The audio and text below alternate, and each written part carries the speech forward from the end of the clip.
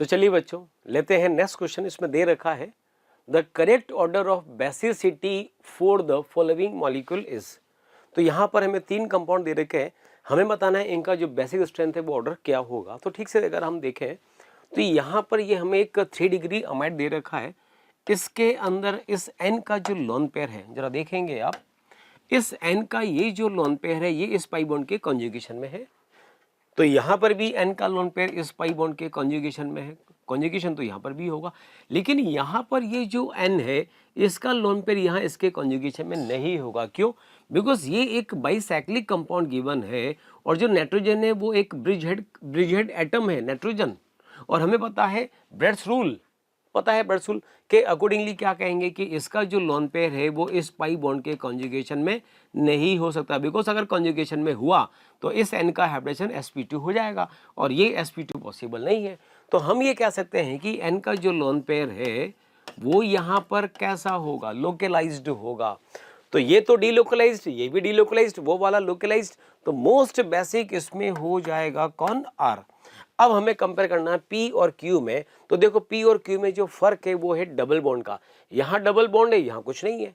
तो double bond के आने से क्या होगा, ये जो पाई बॉन्ड है ये पाई बॉन्ड इस पाई बॉन्ड के कॉन्जुगेशन में है, ये इसके और ये इसके कॉन्जुगेशन में है, और ये लोन पेयर भी इसके कॉन्जुगेशन में है।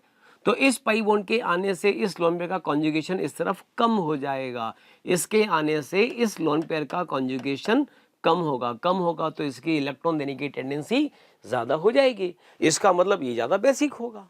तो P में और Q में अगर हम बात करें तो Q मोर बेसिक होगा और P यहाँ पर सबसे कम बेसिक होगा। तो अगर हम इसके आंसर को देखें तो जो ऑप्शन नंबर 4 इसका है वो हो जाएगा RQP, मीन्स ऑप्शन नंबर 4 इसका करेक्ट आंसर हो जाएगा।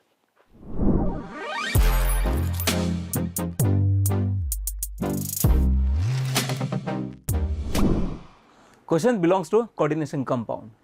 आपने देखा होगा हर एक पेपर में कोऑर्डिनेशन कंपाउंड के मिनिमम 2 क्वेश्चन आए हैं। Most important chapter of inorganic chemistry, not only for inorganic chemistry as well as PCM। Guarantee के साथ हम वो लिख के देते हैं, यहाँ से क्वेश्चन आता है। चलो आगे बढ़ते हैं। क्वेश्चन पुट अप किया, the X is the number of electrons in T2G। तो आपको T2G में नंबर ऑफ इलेक्ट्रॉन्स आइडेंटिफाई कर रहे हैं, ठीक है। Orbitals of the most stable complex ion, ये तो यहां पे most stable complex question put up किया गया है। तो हम यहां से शुरू करते हैं। तो मोस्ट स्टेबल कॉम्प्लेक्स कौन होगा, यहां पर चेक कर सकते हैं सभी में आयरन +3 में। तो now go for strong field weak field ligand. And यहां पर हम देख सकते हैं ऑक्सलेट हुआ, क्लोराइड हुआ या वाटर हुआ, एक्वा, वो सब वीक फील्ड लिगेंड है। बट अमोनिया कौन है, स्ट्रॉन्ग फील्ड लिगेंड। तो बोल सकता हूं कि FeNH3 का होल 6 3 पॉजिटिव, ये स्ट्रॉन्ग फील्ड लिगेंड है और ये सबसे ज़्यादा स्टेबल होगा। यदि मैं स्टेबिलिटी ऑर्डर बात करूं, स्टेबिलिटी ऑर्डर, तो सबसे कौन सा, स्ट्रॉन्ग फील्ड लिगेंड, उसके बाद में फिर weak field ligand. But in weak field ligand हम पहले प्रायोरिटी किसको देंगे, जहां पर रिलेशन हो रहा है, फिर हम किसको प्रायोरिटी देंगे, ऑक्सीजन को, एंड सबसे लिस्ट प्रायोरिटी किसको देंगे हम लोग, क्लोराइड को। करेक्ट। बट यहां पर आपसे क्वेश्चन स्टेबिलिटी ऑर्डर पुटअप नहीं किया गया, आपसे पुटअप किया गया कि सबसे ज्यादा स्टेबल कौन सा था, iron +3, and it has 3d5 electronic configuration. यदि मैं इलेक्ट्रॉन फिलअप करना शुरू करूं among T2G and EG, so it is strong field ligand, that's why we will fill electron in T2G only. So 1 2 3 4 5. So X is the number of electrons in T2G. So X क्या, X का number क्या, 5. Now यहाँ question put up किया गया, the nature of oxide of vanadium of the type of V2OX. तो V2OX, what is the value of X is 5, और V2O5 का nature क्या होता है, एम्फोटेरिक।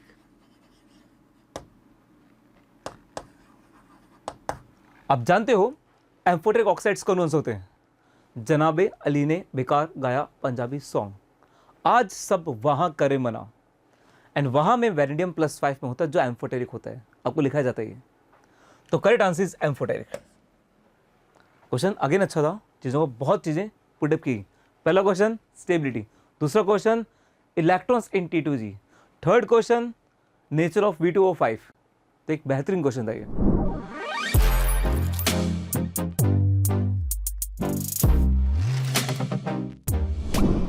आगे बढ़ते हैं। Next question belongs to quantum numbers. इन क्वांटम नंबर यहां पुटअप किया गया अबाउट क्रोमियम का इलेक्ट्रॉनिक कॉन्फिगरेशन। सो क्रोमियम का इलेक्ट्रॉनिक कॉन्फिगरेशन क्या होता है? 1s2 2s2 2p6 3s2 3p6 4s1 and 3d5। Question again properly read करेंगे। यहां क्वेश्चन पुटअप किया हाउ मेनी इलेक्ट्रॉन्स, आपको इलेक्ट्रॉन्स बताना है किसमें? एजिमुथल क्वांटम नंबर जिसका 1 and 2 हो। सो एजिमुथल क्वांटम नंबर जब क्या होगा तो एस के लिए हम लोग क्या बोलते हैं? 0, एस के लिए 0, पी के लिए 1, एस के लिए 0, पी के लिए 1, एस के लिए 0 एंड डी के लिए 2 होता है। अब जानते हैं ना कि L equal to 0 means S subshell, L equal to 1 means P subshell, L equal to 2 means D subshell, L equal to 3 means F subshell, वही चीज है। सो L equal to 1 में नंबर ऑफ इलेक्ट्रॉन्स कितने हैं? Answer is 12 and L equal to 2 में number of electrons कितने हो गए? Answer is 5। तो करेक्ट आंसर इज 12 एंड 5। आपको पता है ये सेम क्वेश्चन हमारे मॉड्यूल में है, सेम क्वेश्चन आपके नोट्स में है, बिकॉज ये बहुत अच्छा भी क्वेश्चन था एंड हमेशा आपके नोट्स से मिलेगा क्योंकि हम हमेशा आपको पढ़ाते हैं। डिफरेंट था, अलग था।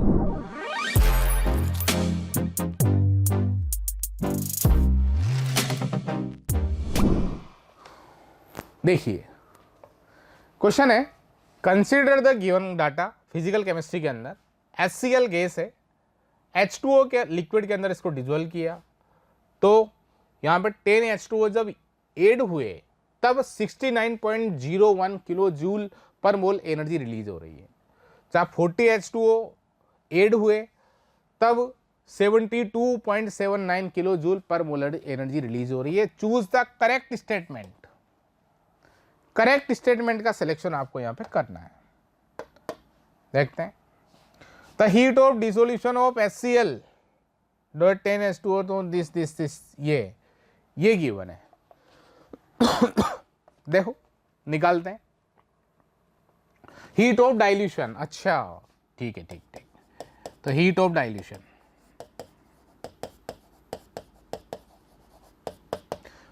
ठीक है ना, तो delta H B minus delta H A,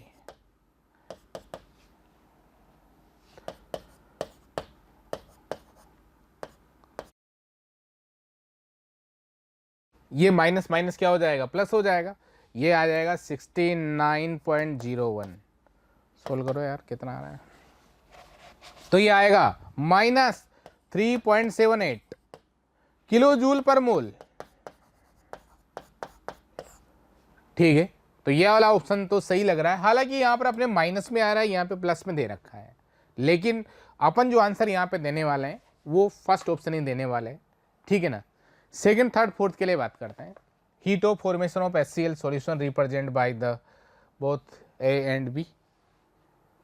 heat of formation of HCl, नहीं HCl के फॉर्मेशन की रिएक्शन है ही नहीं, गलत हो जाएगा। Dissolution of gas in water is an endothermic process, endothermic नहीं है, एक्सोथर्मिक है, ये भी रॉन्ग हो जाएगा। Heat of solution depend on amount of solvent, solvent के अमाउंट पे डिपेंड नहीं करता, ये डाइल्यूशन है भाई, डाइल्यूशन। ये डाइल्यूशन की हीट दे रखी है।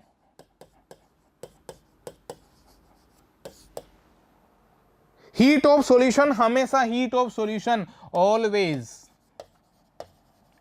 Define for 1 mole solute dissolve in maximum amount of solvent या एक्सिस अमाउंट ऑफ सॉल्वेंट। समझ रहे हो बात को? तो यार यही हीट ऑफ सॉल्यूशन कभी भी सॉल्वेंट की क्वांटिटी पे डिपेंड नहीं करती, क्यों? क्योंकि मैक्सिमम सॉल्वेंट के लिए डिफाइन किया जाता है, एक्सिस ऑफ सॉल्वेंट के लिए डिफाइन किया जाता है। तो ये वाला ऑप्शन तो हो ही नहीं सकता, एनटीए ने फोर्थ ऑप्शन दिया है। लेकिन अपना जो आंसर जाएगा वो फर्स्ट ऑप्शन जा रहा है, क्योंकि हीट ऑफ डाइल्यूशन जो आ रहा है, हालांकि ये माइनस में आ रहा है, हो सकता है मैग्नीट्यूड दे रखा हो, ये तो जाएगा ही नहीं फोर्थ। तो फर्स्ट ऑप्शन अपन यहाँ पे देने वाले हैं, और ये थर्मोकेमिस्ट्री का सवाल है, ठीक है ना। एनटीए का आंसर 4 है, अपना आंसर 1 दे रहा है। मोशन के अकॉर्डिंग आंसर क्या जा रहा है? 1।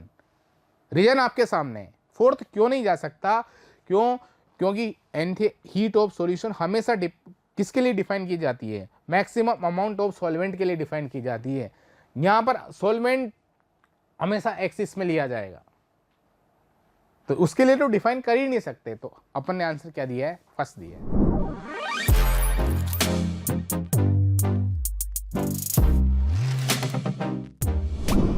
नेक्स्ट क्वेश्चन है, ये कंपैरिजन था between the 13th group and 14th group. मतलब यदि हम बात करें कंपैरिजन है between 13th group and 14th group, मतलब boron family, carbon family, boron, aluminium, gallium, indium, thallium, carbon, silicon, germanium, tin and lead. तो यह क्या कंपैरिजन था? यह कंपैरिजन था फर्स्ट स्टेटमेंट है, the first ionisation enthalpy of 14th elements is higher than that the corresponding element of group 13। किसकी ionization ज्यादा होगी? बोरॉन के, कार्बन की? सो दोनों ही ना तो हाफ फील्ड है ना ही फुली फील्ड है। मतलब जो सिंपल ट्रेंड है उसको फॉलो करो, from left to right electronegative, from left to right electronegative बढ़ती है, एज वेल एज यदि और साइज कम होता है तो बोल सकता हूं कि आयनाइजेशन भी ज्यादा किसकी होगी? कार्बन की। तो from left to right ionization increase करती है, मतलब 14th ग्रुप का आयनाइजेशन ज्यादा होता है compare to 13th group due to Z effective.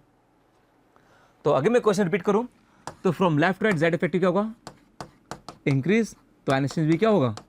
Increase. तो 14th group has higher ionization as compare to 13th group. Second true, correct.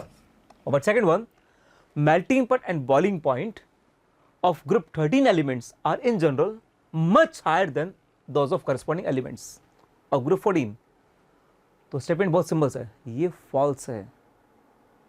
Carbon का melting point कितना होता है? 3500 degree Celsius, diamond, graphite. While boron का melting point कितना होता है? 2300 degree Celsius. तो भाई ज्यादा कौन है भाई? सिंपल है, कार्बन।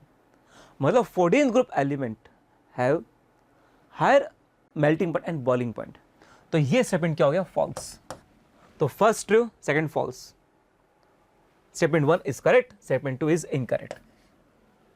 ठीक है, इस बार 13th एंड 14th ग्रुप से बहुत क्वेश्चंस पुटअप किए गए हैं।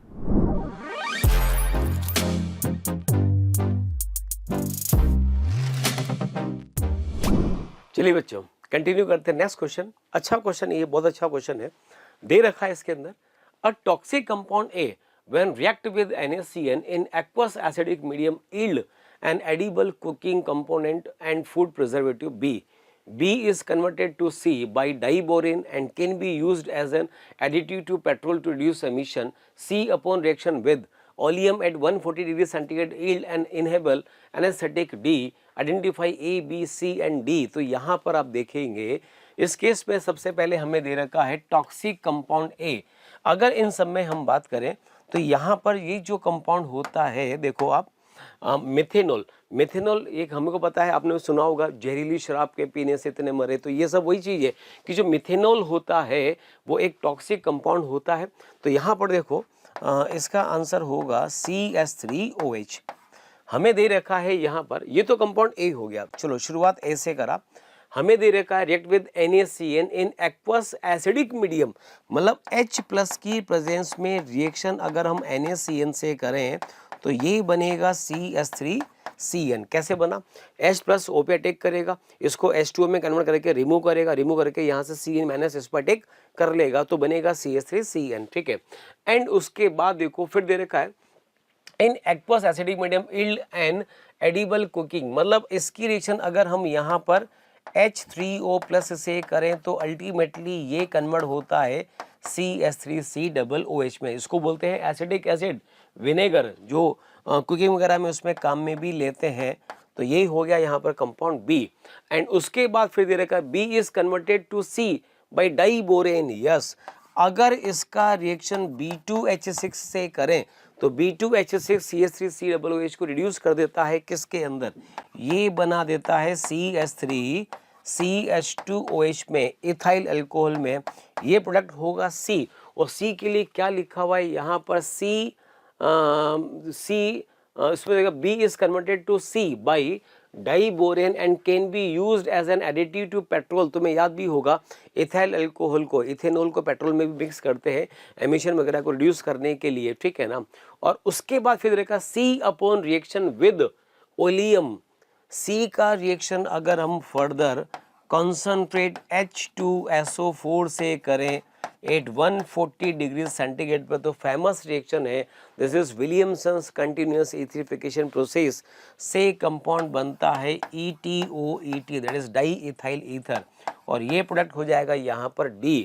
ठीक है, तो कुल मिलाकर अगर हम देखें इस रिएक्शन से हम देखें तो इसका जो ऑप्शन नंबर सेकंड है, ये ऑप्शन नंबर सेकंड ही इसका करेक्ट आंसर होगा।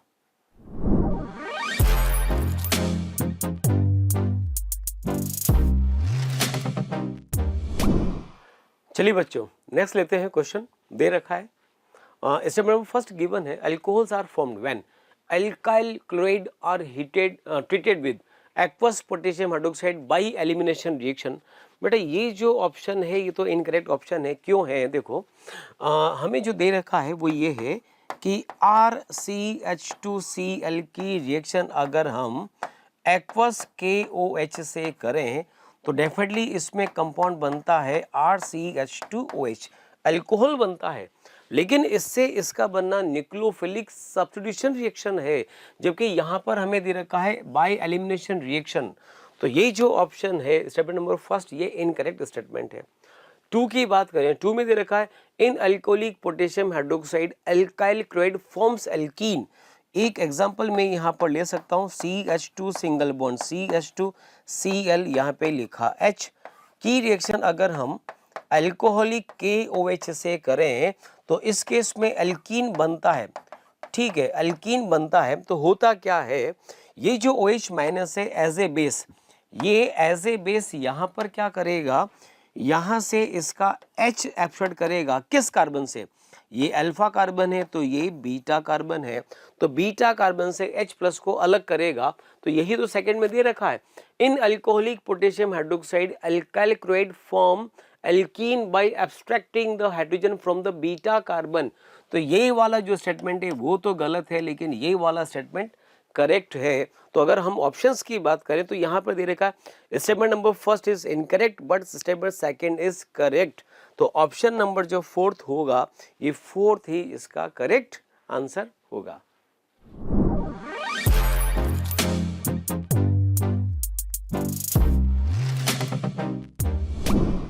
यहाँ पे क्वेश्चन था ClF3 के रिगार्डिंग। इन ClF3 की हम बात करें तो यहाँ पे 3 बॉन्ड पे 2 लॉन पे रहेगा। सो इसका जो इलेक्ट्रॉनिक कॉन्फ़िगरेशन, इसका जो इलेक्ट्रॉन ज्योमेट्री होगी वो होगा ट्रायगोनल बाइपिरामिडल। मतलब ओवरऑल बात करूं तो 5 ऑर्बिटल्स आएंगे कुछ इस तरह से एज ए ट्रायगोनल बाइपिरामिडल। अब यहां पर इक्वेटोरियल पोजीशन है एंड एक्सियल पोजीशन है। सो ऑप्शंस बहुत सारे हैं। क्या ऑप्शंस हैं कि मैं लॉन पे कहाँ रखूं, बिकॉज यहाँ पे हर एक पोजीशन आइडेंटिकल नहीं है। तो हो सकता है मैं दोनों लॉन पे यहां रख दूं, हो सकता है मैं एक लॉन पे इक्वेटोरियल पे और एक लॉन पे एक्सियल पे रख दूं, बाकी मैं बॉन्ड बना लूं विथ फ्लोरीन। या इट मे बी पॉसिबल कि आप दोनों के दोनों लॉन पे कहाँ रख दो, at equatorial. There are 3 possibilities. तो यहाँ क्या आपको बोला गया, for ClF3 all 3 possible structures may be drawn. क्या क्या पॉसिबिलिटी है, दोनों लॉन पे कहाँ रख दिए से, इक्वेटोरियल पे, it may be possible. Equatorial के पास में एस कैरेक्टर ज़्यादा होता है as compare to axial, it may be possible. हो सकता है एक इक्वेटोरियल एक एक्सियल पर दिया हो, इट मे बी पॉसिबल। ये भी पॉसिबल दोनों कहाँ पर दिया हो, eight axial position, it may be possible. तो ये स्टेटमेंट करेक्ट है, बट हम जानते हैं स्टेबल कौन सा है। इन ट्रायगोनल बाइपिरामिडल ज्योमेट्री लॉम पे कहां पर आएंगे? एट इक्वेटोरियल पोजीशन, बिकॉज यहां पर एस्केलेटर ज्यादा होता है, यहां पे स्पेस ज्यादा होता है, लॉम्पेयर को रहने के लिए स्पेस अच्छा मिल जाता है, रिपल्शन कम हो जाता है, एंड एक्सियल पे स्पेस कम होने के कारण रिपल्शन बढ़ जाएगा। अब जानते हैं बात। तो करेक्ट स्ट्रक्चर कौन सा है? ये वाला, ये करेक्ट स्ट्रक्चर माना जाएगा, बाकी सब इनकरेक्ट है। नेक्स्ट क्वेश्चन क्या है? स्ट्रक्चर 3 इज मोस्ट स्टेबल, ये मोस्ट नहीं, लिस्ट स्टेबल, ये फॉल्स हो गया, ये गलत है, क्योंकि रिपीट करो, जहां पे स्पेस ज्यादा होगा, ऐसे हाइब्रिडोपेटल जो ज्यादा स्पेस ऑक्यूपाइड करेगा अराउंड सेंट्रल एटम, वो अपने पास लॉम्पे रखेगा ड्यू टू लॉम्पे के रिपल्शन को मिनिमाइज करने के लिए। करेक्ट? तो अगेन यहां पे फर्स्ट स्टेटमेंट ट्रू है एंड सेकंड स्टेटमेंट फॉल्स है। Answer is 3।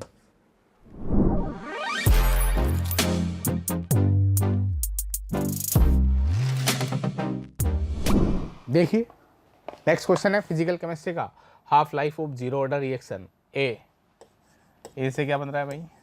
प्रोडक्ट, ठीक है ना। When initial concentration of reactant आपको गिवन है ये, the time required to decrease concentration 0.5 to 0.25, मतलब 0.5 से 0.25 कंसंट्रेशन डिक्रीज होने में जो टाइम लगने वाला है उसकी वैल्यू आपको फाइंड आउट करनी है। चलो देखते हैं। जीरो ऑर्डर रिएक्शन के लिए, ठीक है ना, बात हो रही है यहां पर। तो क्या दे रखा है आपको? हाफ लाइफ पीरियड दे रखा है ना, टी हाफ कितना होता है जीरो ऑर्डर के लिए? ए नॉट अपॉन 2k, ये 1 दे रखा है, ए नोट की वैल्यू 2 दे रखी है, k is equal to 1, k is equal to 1, k is equal to क्या आ गया? 1 आ गया। तो k तो वही रहेगा, k तो चेंज होता ही नहीं है टाइम के साथ, कंसंट्रेशन के साथ। तो यहां पर दोबारा फॉर्मूला लगा दो, वही कंसंट्रेशन कितना हो रहा है? 0.5 से 0.25 हो रहा है, ठीक है ना। तो आपसे क्या पूछा है? टाइम रिक्वायर्ड पूछा है, तो यहां से अपन क्या निकाल सकते हैं? टी हाफ निकाल सकते हैं। क्यों? T half again for 0.5 m concentration, क्या करेंगे भाई? T half is equal to a naught कितना लिखेंगे? 0.5 डिवाइडेड बाई 2 इंटू 1, कितना है? 1/4 हार्स इजिकल टू 15 मिनट। ओ भाई 15 मिनट आंसर है, बिल्कुल सेकंड ऑप्शन जाएगा। आपको पता चल गया होगा केमिकल काइनेटिक्स का क्वेश्चन है, जीरो ऑर्डर का, और इजी सवाल है।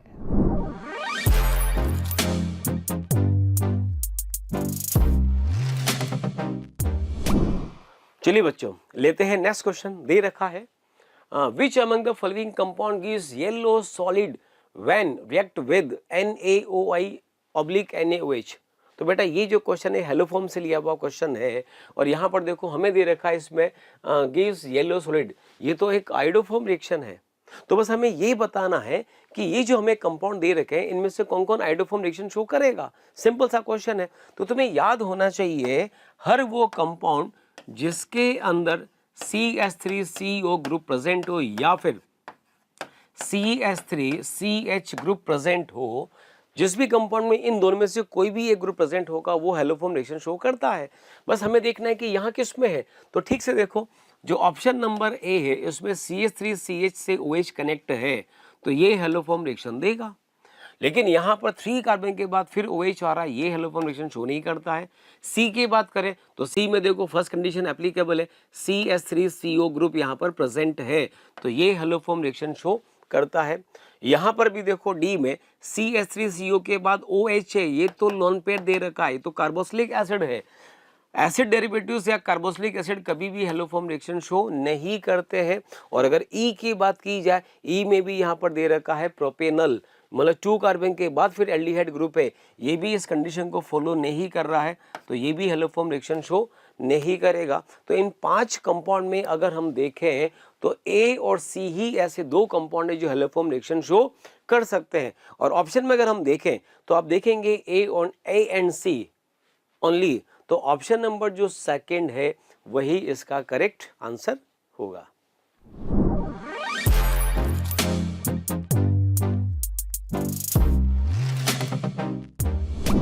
चलिए बच्चों, नेक्स्ट क्वेश्चन गिवन है, जीओसी से लिया हुआ क्वेश्चन है, ये वाला दे रखा है, in which pair the first ion is more stable than the second. मतलब यही बताना है कि इनमें से किस किस में फर्स्ट वाला सेकंड से ज़्यादा स्टेबल है। तो पहले वाले एग्जांपल की हम बात करें तो यहाँ पर देखो ये प्लस दे रखा है, यहाँ पर ओ है और ओ के पास यहाँ पर क्या है, लोन पेयर। तो लोन पेयर तो यहाँ पर बैक बॉन्डिंग होगा और अगर बैक बॉन्डिंग होगा तो स्टेबिलिटी बढ़ेगी। यहाँ पर ऐसा कोई ये 3 डिग्री है बट यहाँ कोई बैक बॉन्डिंग नहीं है, तो हम देखेंगे इन दोनों में से मोर स्टेबल तो बैक बॉन्डिंग वाला ही होता है। तो ऑप्शन जो ए दे रखा है वो करेक्ट है, याद रखेंगे।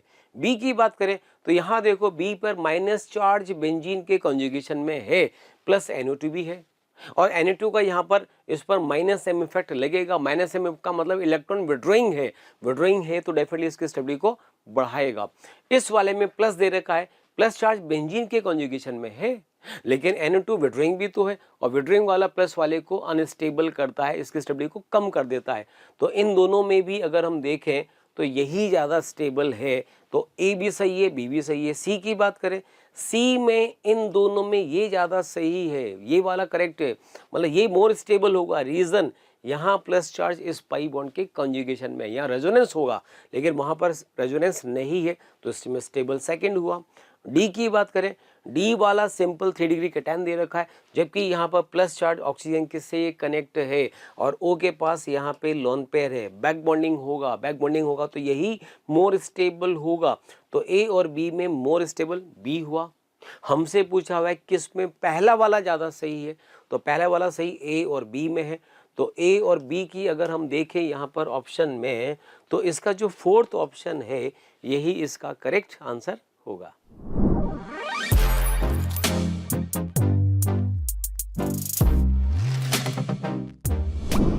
चलिए बच्चों, नेक्स्ट क्वेश्चन लेते हैं। हाइड्रोकार्बन से ये लिया हुआ क्वेश्चन है। इसमें हमें एक कंपाउंड दे रखा है ये वाला जिसमें 3 पाई बॉन्ड गिवन है। हमें बता रखा है ये एक्स दे रखा है, the major product formed when the given molecule X is treated with HBr 1 equivalent. बहुत अच्छा क्वेश्चन मैं इसको मान सकता हूँ। यहाँ पर देखो इसका रिएक्शन अगर हम HBr से करें तो ये जो रिएक्शन होती है ये होती है इलेक्ट्रोफिलिक एडिशन रिएक्शन, और ये इसका जो रेट होता है जो डिपेंड करता है स्टेबिलिटी ऑफ कार्बोकेटायन पर। तो यहाँ पर देखो ये जो डबल बॉन्ड है ये double bond between 3 degree and 2 degree carbon है। सोचिए अगर ये पाई बॉन्ड यहाँ पर शिफ्ट हो और ये पहले बॉन्ड किससे बना है H+ से, तो बॉन्ड यहाँ ठीक है, यहाँ पर H जुड़ेगा, इस वाले C पे चार्ज किया आएगा प्लस, और ये वाला प्लस मोस्ट स्टेबल कैटायन होगा इस मॉलिक्यूल में, क्योंकि ये डबल बॉन्ड 2 डिग्री के बीच में है, ये डबल बॉन्ड भी 3 डिग्री और 2 डिग्री के बीच में तो है, लेकिन यहाँ पर अगर सॉरी ये वाला डबल बॉन्ड ये भी 2 डिग्री और ये इस 2 डिग्री के बीच में है, यही डबल बॉन्ड ऐसा है जो 3 डिग्री और 2 डिग्री के बीच में है, तो मोस्ट स्टेबल कैटायन यही प्रोड्यूस करेगा और प्लस भी यहाँ पर आएगा, और चूंकि यहाँ पर प्लस है तो Br का एडिशन भी यहाँ पर होगा, और Br का एडिशन अगर यहाँ पर हुआ तो आप देख सकते हैं कि इस क्वेश्चन का जो सही आंसर होगा वो हो जाएगा ऑप्शन नंबर 3। आप देख सकते हैं ये वाला pi bond as it is है, ये pi bond as it is है, सिर्फ यहाँ पर का ही पाई बॉन्ड ब्रेक हुआ है, इस वाले C पर H का एडिशन हो रहा है और यहाँ पर Br का एडिशन हो रहा है। तो डेफिनेटली इस क्वेश्चन का करेक्ट आंसर ऑप्शन नंबर 3 हो जाएगा।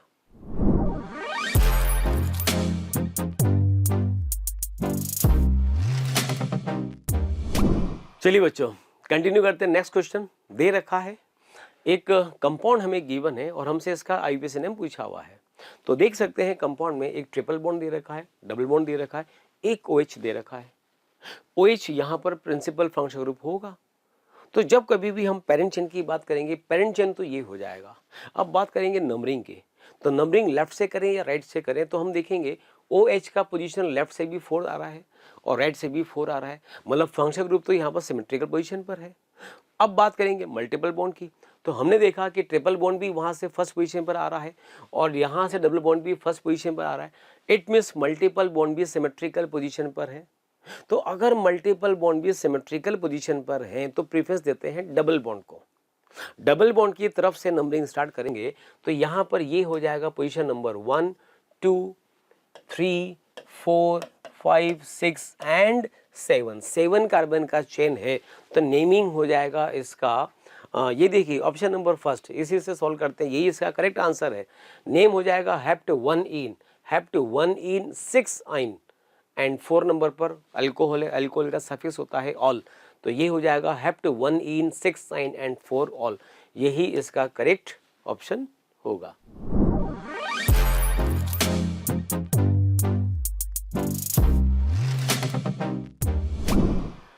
चलिए बच्चों नेक्स्ट क्वेश्चन लेते हैं। एमिनो एसिड से ये क्वेश्चन लिया हुआ है, देखो दे रखा है a dipeptide X on complete hydrolysis gives Y and Z। ठीक है, Y on treatment with aqueous HNO2 produce lactic acid. Okay, on the other hand Z on heating gives the following cyclic molecule. तो यहाँ पर देखो पहले हम इसको ऐसे अरेंज करते हैं, हमें एक डाइपेप्टाइड दे रखा है X। ठीक है, ऑन कंप्लीट हाइड्रोलिसिस अगर हम इसका कंप्लीट हाइड्रोलिसिस करें तो मिलता है एक मॉलिक्यूल Y और एक मॉलिक्यूल Z। अब जैसा कि क्वेश्चन में दे रखा है कि ये जो Y है, इस Y की रिएक्शन अगर हम HNO2 से करें तो हमें मिलता है लैक्टिक एसिड।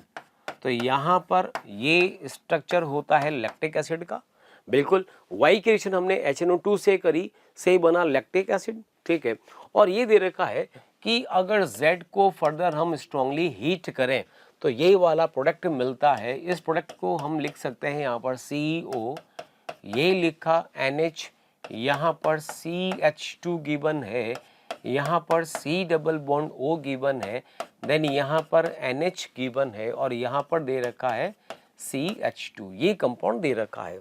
तो सबसे पहले हम इसमें बता सकते हैं, हमें इसमें बताना क्या है Y एंड Z यहाँ पर। अच्छा, उसके बाद based on the information gives the dipeptide X, हमें बताना है कि ये X क्या होगा। तो पहले हम देखें कि इसमें Y क्या होगा।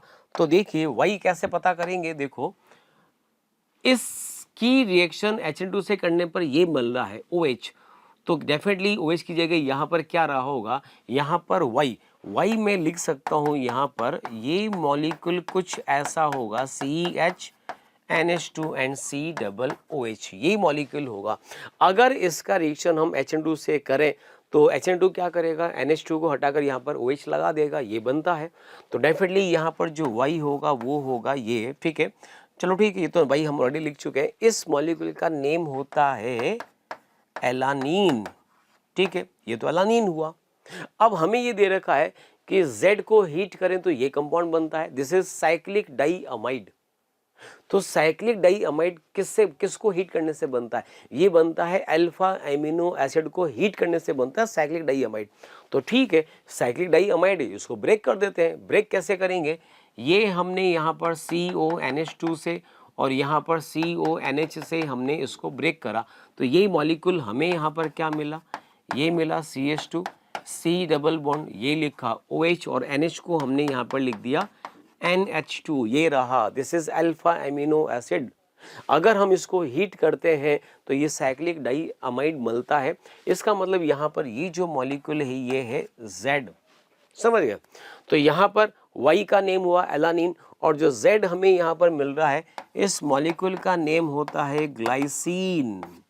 तो X जो यहाँ पर बना है वो किसके उससे बना हुआ है, एलानीन और ग्लाइसिन से। तो आप देख सकते हैं कि जो ऑप्शन नंबर 3 इसका है, ये ऑप्शन नंबर 3 ही इसका करेक्ट आंसर होगा। क्या होगा, एलानीन एंड ग्लाइसिन। तो correct answer option number 3।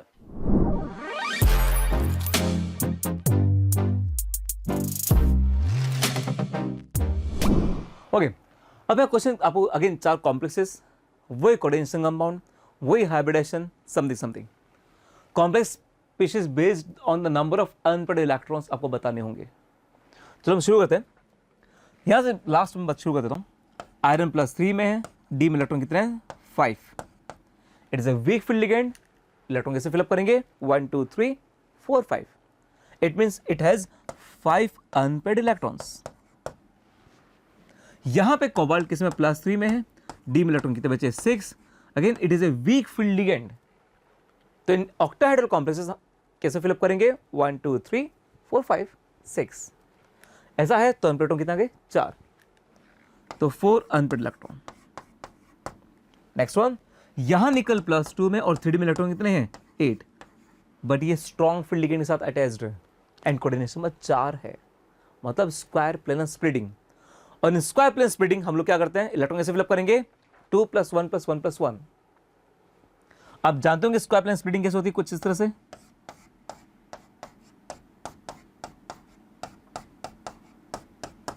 And 8 electron कैसे फिलअप करेंगे? 1 2 3 4 5 6 7 8। So it has 0 unpaired electron. In last one, निकल 0 में है, 3d8 4s2 है।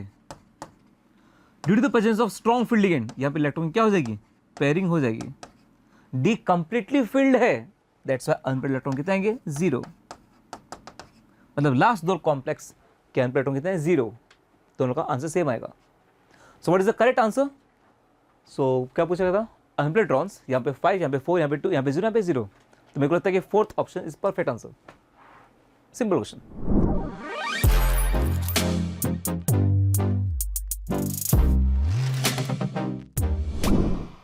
नेक्स्ट क्वेश्चन है फिजिकल केमिस्ट्री का, जो कि आपकी स्क्रीन पे, consider the following plots of log of rate constant, it means log k versus 1/t for 3 different reaction, the correct order of activation energy.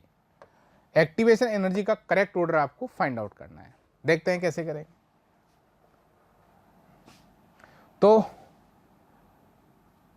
k यहाँ पे direct लिख देता हूं, log k is equal to log a minus EA upon 2.303 R और ये 1/t। ये graph आपको given है। तो यार इसका स्लोप क्या आएगा बताओ? स्लोप, ये स्लोप है, वो भी नेगेटिव स्लोप है। Slope is equal to minus EA upon 2.303 RT। ठीक है ना? तो जिसका स्लोप ज्यादा नेगेटिव होगा, स्लोप क्या आ रहा है? नेगेटिव आ रहा है। जिसका स्लोप ज्यादा नेगेटिव होगा, नेगेटिव स्लोप ज्यादा होगा, तो EA भी ज्यादा होगी। ठीक है ना? EA directly proportional to negative slope. तो नेगेटिव स्लोप ज्यादा किसके अंदर है? सबसे ज्यादा स्लोप आ रहा है सेकंड का, मैक्सिमम स्लोप आ रहा है सेकंड का, फिर आ रहा है फर्स्ट का, फिर आ रहा है थर्ड का। तो EA सेकंड क्या होगी? मैक्सिमम होगी, और EA3 क्या होगी? मिनिमम होगी। आपका आंसर कौन सा जाएगा? Third option. और आपको पता चल गया होगा ये जो क्वेश्चन है ये केमिकल काइनेटिक्स का है। आरएनएस इक्वेशन के अंदर से सवाल है, और ये सवाल है मीडियम कैटेगरी के अंदर जाएगा, और आपका आंसर जो आया है वो थर्ड ऑप्शन जाएगा। EA2 मैक्सिमम, ध्यान से समझना इस चीज को। ये है आपके पास ये, तो स्लोप इज इक्वल टू, ये इस नेगेटिव साइन को इधर चला गया, तो EA directly proportional to negative slope हो जाएगा। तो नेगेटिव स्लोप सेकंड के अंदर ज्यादा है, तो EA भी क्या हो गया? मैक्सिमम होगी।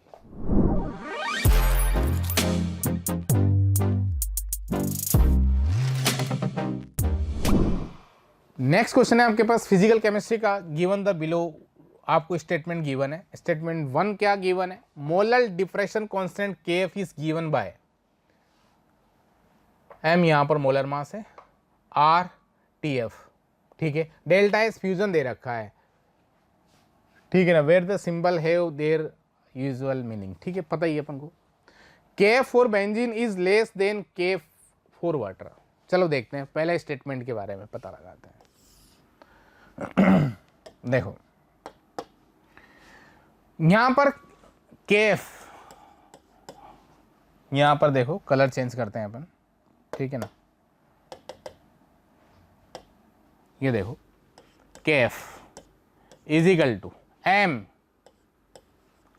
R T F square divided by delta H fusion. यहाँ पर m जो है ना वो इन किलोग्राम, क्योंकि 1000 से नीचे मल्टीप्लाई नहीं कर रखा। ठीक है भाई, पता है यहाँ पे डेल्टा एच एफ की वैल्यू यहाँ पर क्या लिख सकते हो आप? डेल्टा एच एफ की वैल्यू क्या लिख सकते हो आप? यहाँ से लिखा जा सकता है टी एफ, कहाँ से? थर्मोडायनेमिक्स से लिख रहा हूँ मैं, ठीक है ना, into T F into delta S F. ये वाली वैल्यू पुट करो, यहां पर ये वाली वैल्यू पुट करेंगे डेल्टा एच एफ की जगह पर, तो यहां से आपके पास आ जाएगा के F is equal to M R, M यहां पर किलोग्राम में याद रख लेना, T F divided by delta S F. आ रहा है कि नहीं आ रहा? आ रहा है भाई। इट मीन्स स्टेटमेंट जो है आपके पास फर्स्ट है वो करेक्ट है। और केएफ की बात कर रहा है बेंजीन, बेंजीन का जो केएफ होता है ना, ठीक है ना, केएफ ऑफ बेंजीन 5.12 किलोग्राम पर केल्विन पर मोल, यूनिट की बात नहीं कर रहा मैं आपको यहाँ पे। और वाटर का जो केएफ है, केएफ ऑफ वाटर पता है आपको 1.86 केल्विन इंटू केजी पर मोल। तो दोनों में से आप देखेंगे तो बेंजीन का केएफ मोर है देन कंपेयर देन वाटर। देखो set KF of benzene is less then KF of water, this is wrong. तो पहला करेक्ट है, सेकंड रॉन्ग है। ऑप्शन देखो कौन सा सेलेक्ट करना है आपको। First option statement 1 is incorrect but statement second is correct, हटाओ। बोथ हटाओ, बोथ हटाओ। Statement first is correct but statement second is incorrect, fourth option जाएगा। आपको पता चल गया होगा लिक्विड सॉल्यूशन का क्वेश्चन है, थोड़ा सा थर्मोडायनेमिक्स एड है, इसको आप मीडियम कैटेगरी में डालेंगे।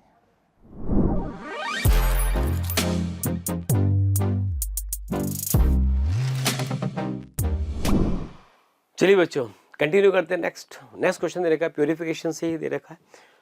इसमें देखिए हमें लिस्ट 1 लिस्ट 2 दे रखा है। लिस्ट 1 में हमने कुछ कंपाउंड के मिक्सचर दे रखे हैं और लिस्ट 2 में हमने सेपरेशन टेक्निक्स दे रखी है। ये बताना है कि किसको हम किससे सेपरेट कर सकते हैं। तो यहाँ पर आप देखेंगे इसमें जो नंबर 1 दे रखा है वो दे रखा है aniline from aniline water mixture. तो बेटा याद रखो इस केस में यहाँ पर एनिलीन को एनिलीन वाटर मिक्सचर से हम सेपरेट करते हैं किससे? स्टीम डिस्टिलेशन से, ठीक है। उसके बाद बी की बात करें तो बी के केस में यहाँ पर हमें दे रखा है glycerol from spent lie in soap industry. तो इसको हम यहाँ पर सेपरेट करते हैं इससे डिस्टिलेशन 8 रिड्यूस प्रेशर से। ओके, नंबर सी की बात करें different fractions of crude oil in petroleum industry. Petroleum industry में जो क्रूड ऑयल होता है उनको सेपरेट करते हैं, जैसे पेट्रोल को डीजल से। पेट्रोल डीजल का जो बॉइलिंग पॉइंट होता है उसमें काफ़ी डिफरेंस होता है, इसको सेपरेट किया जाता है फ्रैक्शनल डिस्टिलेशन से। तो सी का जो आंसर होगा वो हो जाएगा फ्रैक्शनल डिस्टिलेशन से। और लास्ट में डी दे रखा है क्लोरोफॉर्म एनिलीन मिक्सचर, इसको सेपरेट करते हैं सिंपल डिस्टिलेशन से। तो अगर हम इसका कॉम्बिनेशन बनाएं तो आप देखेंगे यहाँ पर ए का आंसर हो रहा है 4, बी का आंसर हो रहा है 3rd, सी का आंसर हो रहा है 2nd और डी का आंसर हो रहा है 1st। तो जो ऑप्शन नंबर 2nd है यही इसका करेक्ट आंसर होगा। और एक चीज़ और आपको मैं बता दूं, यही वाला जो क्वेश्चन है ये 4 अप्रैल शिफ्ट 2 का जो क्वेश्चन है ये वाला, ये अप्रैल 2 में भी आया है। अप्रैल 2 का जो सेकंड शिफ्ट का क्वेश्चन था सेम यही क्वेश्चन वहाँ पर भी रिपीट हुआ है। बस फ़र्क इतना था कि यहाँ जो लिस्ट 2 है वहाँ उसको लिस्ट 1 बनाया गया था और वहाँ जो लिस्ट 1 था उसको लिस्ट 2 में कन्वर्ट किया था। बाकी सेम क्वेश्चन है, कोई फ़र्क नहीं है। तो इस क्वेश्चन का जो सही आंसर है वो है ऑप्शन नंबर 2।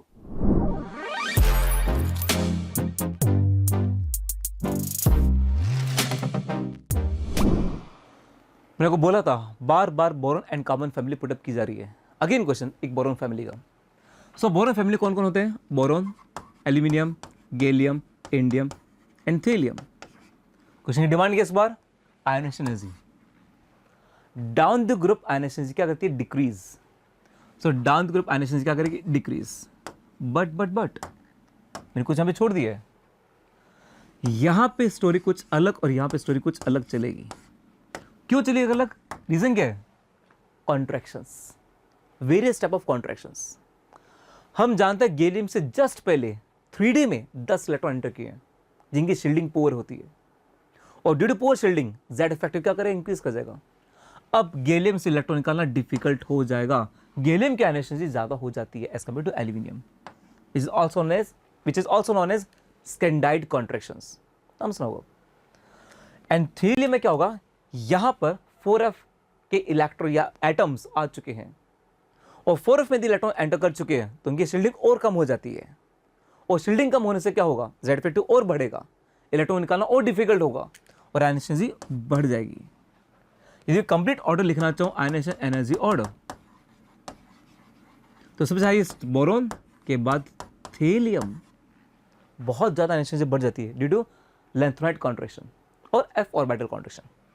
उसके बाद नेक्स्ट कौन है, गैलियम, फिर कौन है नियरली एल्यूमिनियम, एंड सबसे लिस्ट किसका है, इंडियम का। चलो क्वेश्चन वापस रीड करते हैं। क्वेश्चन डिमांड है highest and lowest ionization energy, तो हाईएस्ट कौन, बोरोन, एंड लोएस्ट कौन, इंडियम। क्या ऑप्शन अवेलेबल है? यस अवेलेबल है। Any doubt?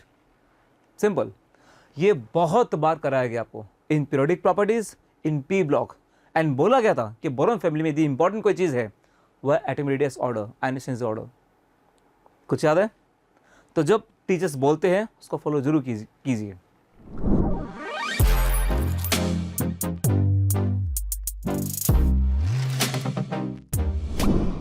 Next question again belongs to D block as well as periodic properties, दोनों का कॉम्बिनेशन। यहां पे क्या क्वेश्चन पुटअप किया गया, about ionization energy of ions, कैसे कंपेयर करेंगे। तो पहले यहां पे क्वेश्चन था Mn+1 मैग्नीज +1, जिसका इलेक्ट्रॉनिक कॉन्फिगरेशन क्या होगा, 3d5 4s1 remaining electronic configuration, और क्रोमियम का +1 में 3d5। इनके अंदर कंपेरिजन किया जा रहा है अबाउट आयनाइजेशन एनर्जी। तो इसमें आप बताइए यहां से मैं इलेक्ट्रॉन कहां से निकालूंगा, फ्रॉम 4s3d, जो रिमेनिंग वहां से निकालूंगा, मतलब electron remove from 3d5 which is half filled stable electronic configuration, and in this case electron remove from 4s, जैसे इलेक्ट्रॉन निकालना इजी होगा। तो कहां से डिफिकल्ट होगा, फ्रॉम 3d5, मतलब ये करेक्ट है। और क्वेश्चन ध्यान सुनना, आपसे करेक्ट नहीं, आपसे क्या पुटअप किया गया है, इनकरेक्ट। ऑलवेज फोकस्ड इस बात पे कि क्या हो रहा है। ओके नेक्स्ट क्वेश्चन, अब हम बात करेंगे Fe+2 Fe+3। तो पॉइंट है यहां पे ना, कभी आप ये मत देखना इसका इलेक्ट्रॉनिक कॉन्फिगरेशन क्या है, half field full field, even यहां पे आंसर तो आ रहा है, बट प्रॉब्लम क्या है यहां पे, ये एक सेम एटम के आयंस है, मतलब हम बात करें about successive ionization energy, and successive ionization energy हमेशा क्या होता है, इंक्रीज होती है। सो +2 के रेस्पेक्ट में ऑलवेज +3 का आयनाइजेशन एनर्जी ज्यादा होगा हमेशा। क्लियर? नेक्स्ट क्वेश्चन, मतलब ये भी करेक्ट है। एंड सेम कॉन्सेप्ट आप सी में अप्लाई कर सकते हो। सी में क्या हो रहा है कि ये भी successive ionization energy of manganese को एक्सप्लेन कर रहा है, जो कि अगेन स्टेटमेंट करेक्ट है। लास्ट वन, यहां पे आया मैंगनीज +2, जिसका इलेक्ट्रॉनिक कॉन्फिगरेशन है 3d5, और Fe+2 जिसका इलेक्ट्रॉनिक कॉन्फिगरेशन है 3d6। आप मुझे बताएंगे कि विच इज मोर स्टेबल, कहां से इलेक्ट्रॉन निकालना सबसे डिफिकल्ट होगा, from 3d5 which is half field extra stable, और फ्रॉम 3d6। आप सब जानते हैं आंसर क्या, आंसर इज मैग्नीज +2, यहां से निकालना डिफिकल्ट होगा, सब जानते हैं। मतलब ये हमें गलत आंसर है, ये आंसर गलत है, और क्वेश्चन की डिमांड क्या थी, इनकरेक्ट ऑप्शन कौन सा है। बात सिंपल है।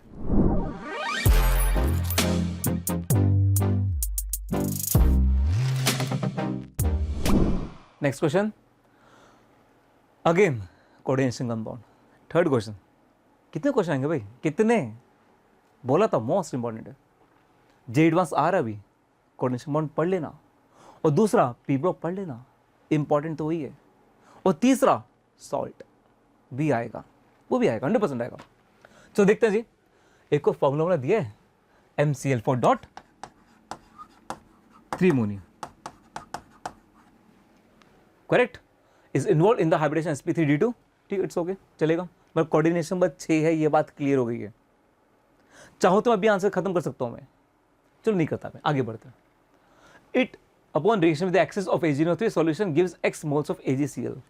मतलब यदि इसको मैं कॉम्प्लेक्स फॉर्म करूं तो यहां पे कितने Cl बाहर है, X, क्योंकि AgNO3 के साथ रिएक्ट करके जो कि एक्सेस में है, it will produce X moles of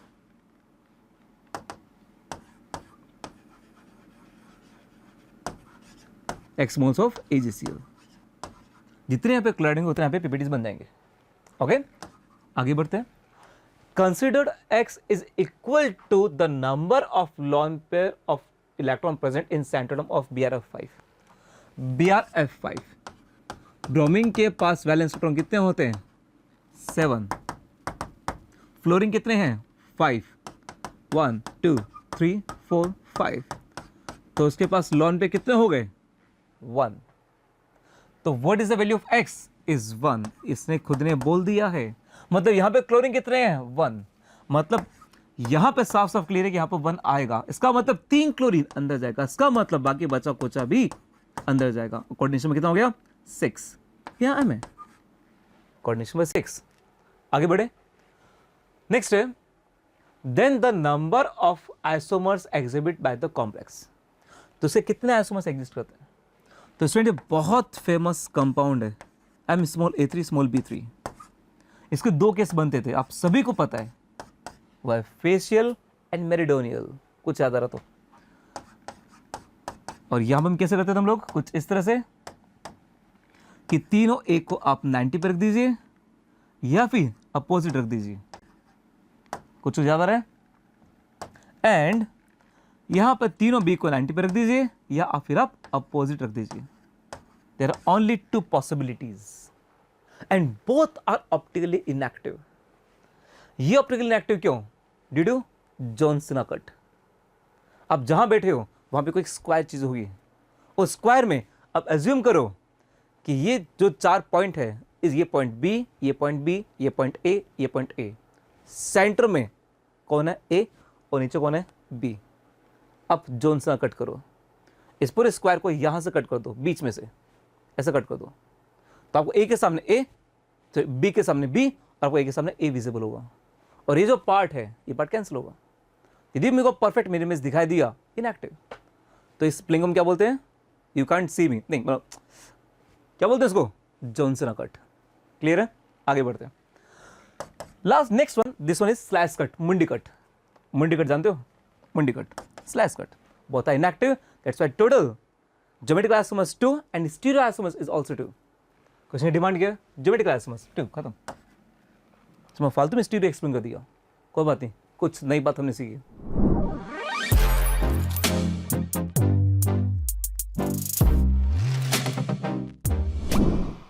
देखिए नेक्स्ट फिजिकल केमिस्ट्री का जो क्वेश्चन है, question is x milligram of magnesium hydroxide, जिसका मोलर मास पे आपको गिवन है, is required to dissolve in 1 litre of water to produce a pH of 10, 8 to 98 kelvin. The value of x in milligram, milligram में value आपको find out करनी है किसका, H2O, sorry magnesium hydroxide है, उसका मास आपको फाइंड आउट करना है। चलो करते हैं,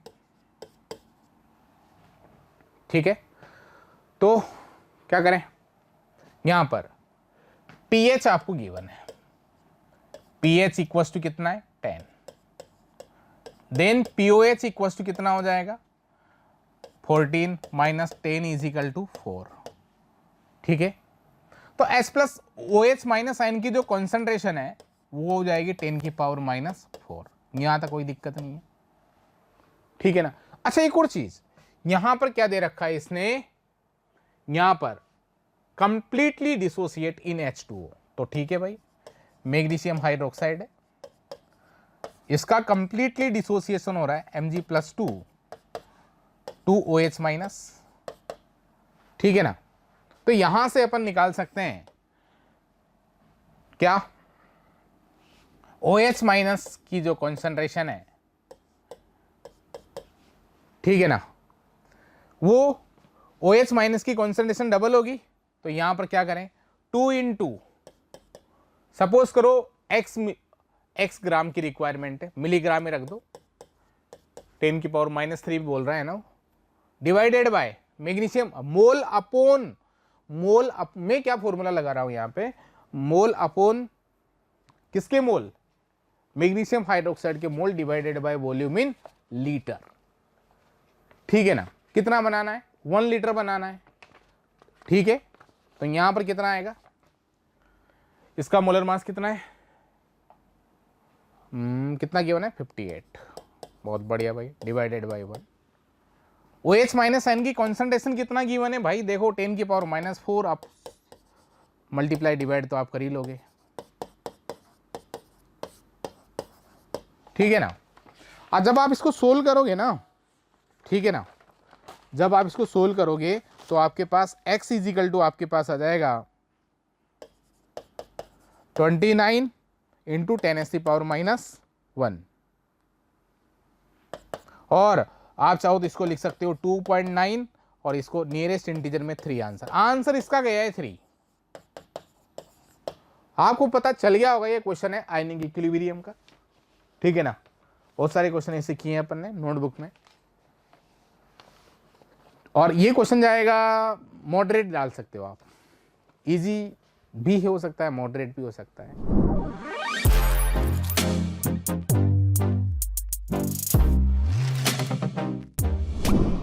नेक्स्ट क्वेश्चन है फिजिकल केमिस्ट्री का, sea water which can be consider a 6 molar solution of NaCl। ठीक है, हेज डेंसिटी भी गिवन है, कितना 2 ग्राम पर ml। The concentration of dissolve oxygen in sea water is 5.8 ppm, then the concentration of dissolve oxygen in sea water is x into 10⁻⁻4। Molal की बात कर रहा है, मोलल, तो x की वैल्यू अपन को फाइंड आउट करनी है। ठीक है, चलो करते हैं सॉल्यूशन। देखो पता चल गया होगा, ये यहां पर ppm भी यूज होगा। ठीक है ना, ppm दे रखा है, मोलिरिटी दे रखा है, मोलिलिटी दे रखा है, it means inter conversion given है आपको, inter conversion in concentration terms की बात हो रही है। क्लियर है, समझ रहे हो बात को? चलो ठीक है, अब देखो 6m NaCl, इसका मीन्स ये हो जाएगा 6 मोल NaCl किसमें, 1 लीटर सॉल्यूशन। ठीक है, तो mass of NaCl mole into molecular weight, और मास ऑफ सॉल्यूशन कितना आएगा, कैसे निकालोगे भाई, आपको सर आपको वॉल्यूम गिवन है, वॉल्यूम इंटू डेंसिटी, वॉल्यूम कितना है 1 लीटर को 1000 ml लिखूंगा, डेंसिटी कितना है 2 ग्राम पर ml, कितना आ जाएगा 2000 ग्राम आ जाएगा। किसका मास आया ये बताओ, समझ रहे हो बात को? ये मास मिल गया आपको सॉल्यूशन का मास, उसी सॉल्यूशन के अंदर क्या क्या प्रेजेंट है, NaCl भी प्रेजेंट है, ऑक्सीजन भी प्रेजेंट है, ऑक्सीजन बहुत कम क्वांटिटी में, उसको नेग्लेक्ट कर देंगे, कोई दिक्कत नहीं है। ठीक है, अब concentration of O2 in ppm is equal to कितना गिवन है 5.8 इजिकल टू, यहां पे mass of O2 divided by mass of O2 divided by total mass कितना है, जब ppm की बात करेंगे तो 10 की पावर 6 से क्या करेंगे, मल्टीप्लाई करेंगे। तो मास ऑफ O2 यहां से निकालोगे आप तो निकल के आ जाएगा आपके पास मास ऑफ O2। ठीक है ना, ये आएगा 1.16 इंटू 10⁻⁻2 ग्राम। मैं कैलकुलेशन देख रहा हूँ, कैलकुलेशन फिर आप उसको करोगे तो टाइम लगेगा, तो ये आप कर सकते हो, कोई दिक्कत वाली बात नहीं। मास ऑफ O2 निकल के आ गया अब आपके पास। ठीक है ना, अब आपको क्या निकालना है, molality of O2 is equal to, molality निकालना है भाई, नंबर ऑफ मोल्स कितना आ जाएगा, मास कितना गिवन है 1.16 into 10⁻⁻² divided by molecular weight कितना होगा था 32 अपॉन मास ऑफ सॉल्वेंट निकालना है। सॉल्यूशन कितना है 2000 में से NaCl को माइनस कर दो। NaCl कितना है आपने यहाँ पे कैलकुलेट कर चुके हो 6 इंटू, समझ रहे हो ना बात को। अब ये ग्राम में है, इसको किलोग्राम में कन्वर्ट करना है तो 1000 से मल्टीप्लाई करना पड़ेगा। आप इसको सोल्व कर लेना।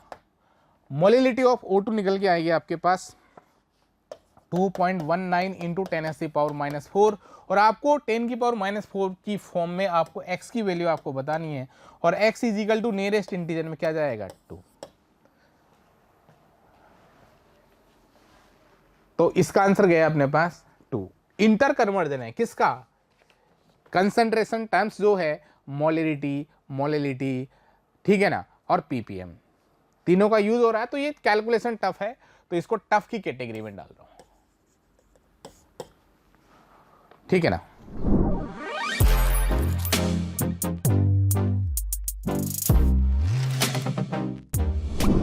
नेक्स्ट क्वेश्चन है आपके पास फिजिकल केमिस्ट्री का, the molar conductance of an infinity dilute solution. अच्छा, infinity dilute solution ammonium chloride was found, ammonium chloride was found. ये है, आप देखो इन्फिनिटी डाइल्यूट सॉल्यूशन है, इन्फिनिटी डाइल्यूशन या फिर सी कंसंट्रेशन बोल सकते हैं। NH4Cl कितना गिवन है 185 यूनिट आपके सामने, कोई दिक्कत वाली बात नहीं है। अच्छा, इन्फिनिटी डाइल्यूट सॉल्यूशन जो है उसके हाइड्रोक्साइल आयन मतलब OH माइनस आयन है, उसकी कितनी गिवन है 170। और इन्फिनिटी डाइल्यूट सॉल्यूशन जो है क्लोराइड आयन की कितनी गिवन है 70। समझ रहे हो बात को, यहां पे लिखता हूं मैं Cl माइनस 70। अब करना क्या है आपको, if molar conductance of 0.02 m solution of ammonium hydroxide is इतना, मोलर कंडक्टेंस गिवन है इस कंसंट्रेशन पर, then its degree of dissociation. अच्छा, डिग्री ऑफ डिसोसिएशन निकालना है किसके लिए, हाइड्रोक्साइड आयन। अच्छा, अमोनियम हाइड्रोक्स का DOD निकालना है। तो एक काम करें, अमोनियम हाइड्रोक्साइड है, उसकी इन्फिनिटी डाइल्यूशन पर कंडक्टेंस फाइंड आउट कर लो। C कंसंट्रेशन पे गिवन ही है, तो C कंसंट्रेशन पे जो कंडक्टेंस है डिवाइडेड बाय इन्फिनिटी डाइल्यूशन पे जो कंडक्टेंस है उसका रेशो ले लो, वही अल्फा हो जाएगा आपके पास, वही फाइंड आउट करना है। क्लियर है, समझ में आ गई मैं क्या बताना चाह रहा हूं। चलो करते हैं। तो देखो NH4OH के लिए फाइंड आउट कर रहा हूं, क्या ले रहा हूं मैं NH4Cl। अब यहां से Cl एक्स्ट्रा है तो यहां पर Cl को माइनस कर दो ना यार, Cl की कितनी है, इसको माइनस करेंगे, Cl आयन है और इसको ऐड करेंगे, किसको OH को ऐड करेंगे, तो कितना आ गया भाई 185 माइनस 70 प्लस 1, तो यार ये तो 285 आ गया। यूनिट आपके सामने है ही, कोई दिक्कत वाली बात ही नहीं है। अब अपन क्या करेंगे, 285 आ गया तो अब यहां पर अल्फा निकालना चाह रहे हो आप, DOD, degree of dissociation, DOD की बात हो रही है भाई, DOD। तो मोलर कंडक्टेंस 8C कंसंट्रेशन, बहुत बढ़िया भाई, ठीक है ना। और मोलर कंडक्टेंस 8 कहां पर, इन्फिनिटी डाइल्यूशन पर, ठीक किसके लिए, NH4OH के लिए। तो भाई वैल्यू पुट तो कर सकते हो ना आप, क्वेश्चन नोटबुक में करवाए हुए ऐसे क्वेश्चन, ठीक है ना। यदि आपने मोशन के अंदर पढ़ाई करी होगी, क्लास यदि आपने ली होगी ऑफलाइन या ऑनलाइन के अंदर, तो डेफिनेटली ऐसे क्वेश्चन आपको देखने को मिलेंगे। और यहां पर आपको कितना गिवन है 85.5 डिवाइडेड बाय 285 और इसको सोल्व करेंगे, ठीक है ना। तो ये आ जाएगा आपके पास 0.3 और ये देना है आपको 10 की पावर -1 के अंदर, तो 3 इंटू 10 की पावर -1 और इसका आंसर गया है आपके पास 3। क्लियर है? तो पता चल गया होगा ये जो क्वेश्चन है इलेक्ट्रोकेमिस्ट्री का क्वेश्चन है और इलेक्ट्रोकेमिस्ट्री के अंदर कंडक्टेंस के अंदर कोलराउस लॉ है, उसके एप्लीकेशन के अंदर से आया क्वेश्चन है और ये क्वेश्चन है इजी। ठीक है,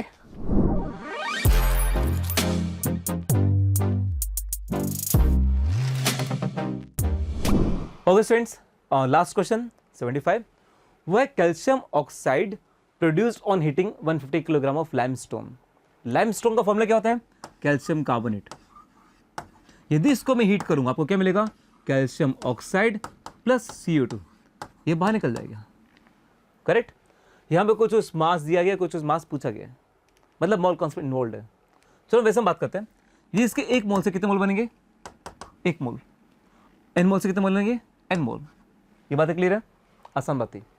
चलो ये तो सब जानते हैं, मेन क्वेश्चन में अटैक करते हैं।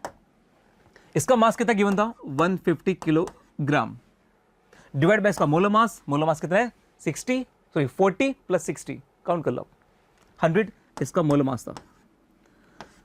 लेकिन यहां पर एक चीज मेंशन्ड है जो आपने यहां पे देखा नहीं, वो क्या है कि लाइमस्टोन 100% प्योर नहीं था, इसीलिए यहां पे कैल्शियम कार्बोनेट का मोल्स इतने नहीं थे।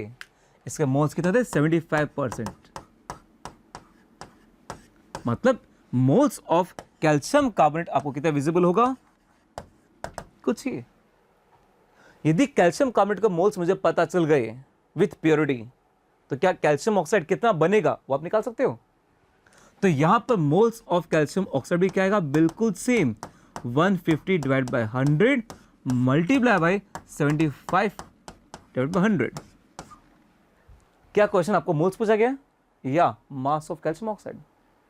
और जब वो मास पूछा गया ऑफ कैल्शियम ऑक्साइड, तो आपको उसको मोलर मास से मल्टीप्लाई करना होगा।